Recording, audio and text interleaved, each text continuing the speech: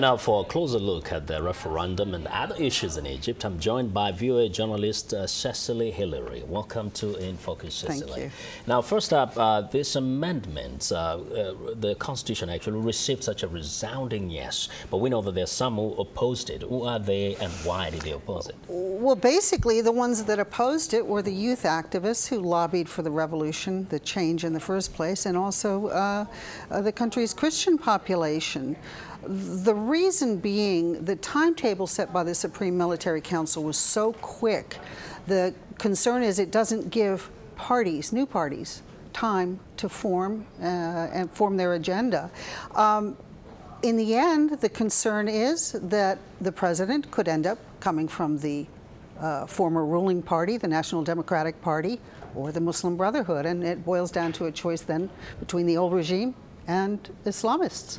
So one thing that is perhaps very clear from this is that it was done rather in a rushed manner. Very. People didn't get a chance to read, to get some of those amendments read before they could go Well, vote. that was the curious thing. Even the referendum's own website didn't even give the locations for polling stations ahead of time.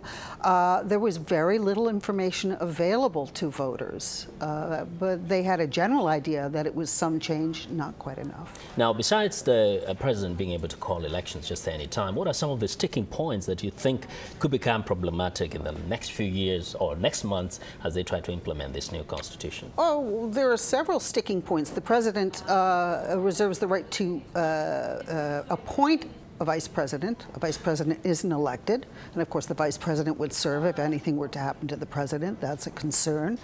It limits presidential candidates to people who are purely Egyptian. They have to have two Egyptian parents. They can never have married a foreigner or lived in exile on the outside, and that limits the pool a little bit. In general, people feel that the presidential powers are still not restricted enough. Now, in the next few months when the amended constitution is expected to be implemented, what are some of the changes that might be witnessed? Well, certainly we will see elections, they say, before September. And again, it's not clear at this point whether a constitution will be rewritten before presidential and parliamentary elections or after. We can expect those things, but again, the timetable for the Constitution, that's a sticky point. Now, quickly, is this likely to create a precedent for the entire Middle East region, or maybe it will be seen as one of those events, isolated events in one country? Well, certainly the entire Middle East is watching. They're very anxious. This is very hopeful. This is the first time in more than a century that Egyptians have had a chance to debate a point, go to the polls, and vote along whatever according to their desires.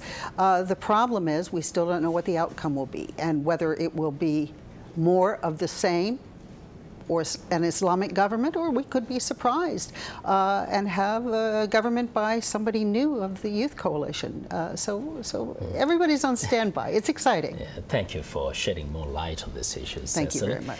And that is Cecily Hillary of the Voice of America joining us here on In Focus.